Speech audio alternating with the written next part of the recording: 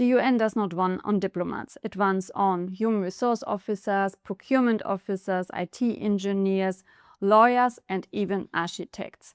The exact same jobs that keep Google, Nike, or any other major company running. I knew the UN, but I did not consider working for the United Nations, as I thought they are not looking for a profile like mine. I do not have a background in international relations, politics, or economics, or any other of their mandate. I was wrong. Today I work almost 4 years for the United Nations, and in this video I'm going to show you exactly which profiles the UN actually hires, including the ones most people forget. Maybe your profile fits better than you think.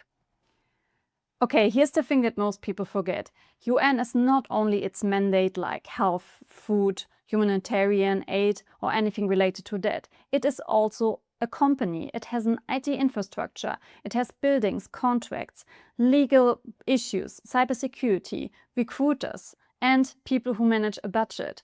Every single function that keeps a major corporation running also exists inside the UN system, completely independent of the mandate itself. Okay, let's have a look at the corporate functions the UN needs. Now, we have the standard functions like human resource departments, information technology, or any management-related field. By the way, IT roles are being hired many times also remote, so these are often consultant contracts.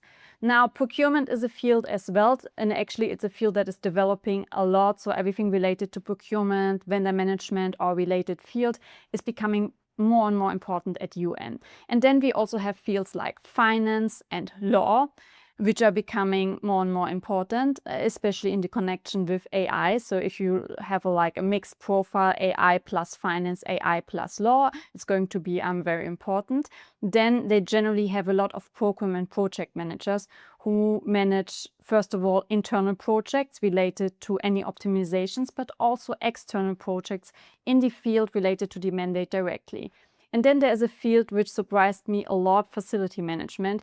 I know architects working at facility management at, for example, the Food and Agriculture organization, because they also have a lot of buildings and someone who needs to manage the space and design new space. So here is the opportunity for architects and every role that is related to this. Of course, the UN also hires internal relations officer, external relations officer, communication officers, and everything related to that for internal and external communication. So this is actually public relations, right? But this group is actually quite small, and everything that is related to media is becoming more and more interesting as well, because also the UN needs to have a specific digital presence.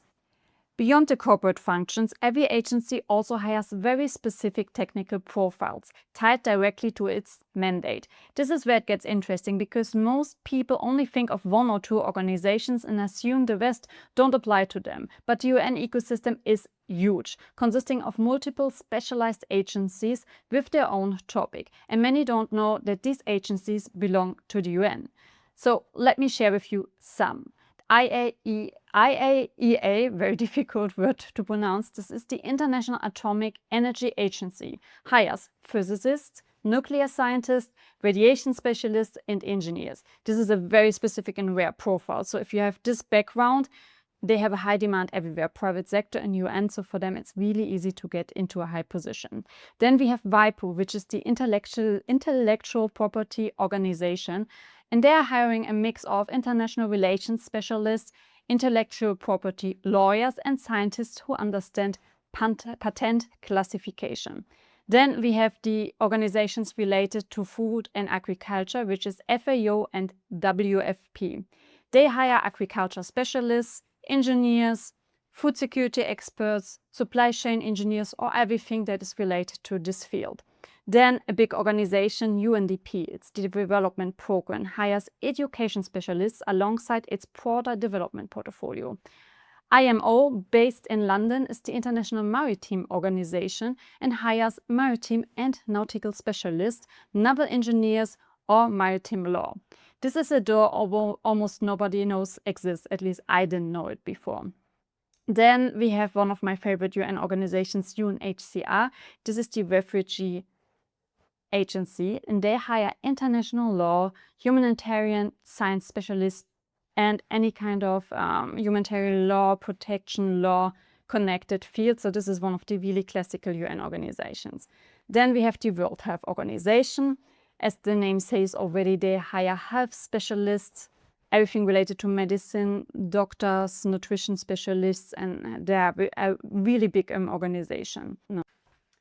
ICAO, this is the Organization for Aviation, and they hire aviation safety experts, air traffic specialists, aeronautical engineers, or everything that is connected to the space. ITU, International Telecommunications Union, they hire telecommunications engineers, spectrum management specialists, digital infrastructure experts, and a whole lot more related to telecommunication technology.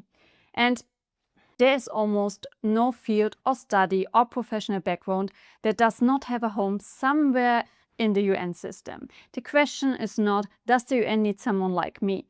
It almost certainly does. The question is finding the right agency and the right career path. And even the high-paying positions which earn a lot in the private sector, like IT, engineering, science, management, have often a higher pay at UN if you manage to secure a P position. Now let's talk about how you get actually hired, because the contract type is as important as the field. First category, local staff, called G or N category. Recruited locally based on site in the country of the duty station. So you usually do not need to relocate if you're from this country. Then the international or professional staff, the P category. Also based on site, relocating to the duty station is mandatory. Then we have consultants engaged either through a service provider company or directly as an individual contributor, on-site or remote, where you can work from anywhere. Interns and volunteers, including the Young Professional Program for those just starting out with their career. Here's the part that matters most if location flexibility is important to you. Volunteers and consultants, as well as individual contributors, often offer remote jobs which you can do from everywhere. Local staff, international staff, and most internships require you to be on site, so often you have to relocate. And this connects directly to what I said earlier about IT. IT roles lean heavily to remote contracts, which means if you have a technical background, you generally have more location flexibility than almost anyone else in the system. Legal, admin, and management roles, on the other hand, often are staff contracts on a higher level, so they require you to relocate. And the mandate-specific roles like physicists, maritime experts, scientists, and so on, they are usually a mix of both. You find on-site staff contracts as well as online remote contracts. So if you have been telling yourself, the UN does not need a profile like mine, I want you to reconsider. I told myself the same thing and I was wrong. Finance, IT, legal, procurement, communications, agriculture, maritime science, you name it. This system needs almost every profile that exists. The real skill is knowing where to look and which contract type actually fits the life you want to live. If you have specific questions about how your background fits into the system, please leave a comment. I read all of them and I will also answer very fast. If this helped you see a door you didn't know exists, please subscribe to get notified about the next upcoming videos and to support this channel. Thank you and see you soon.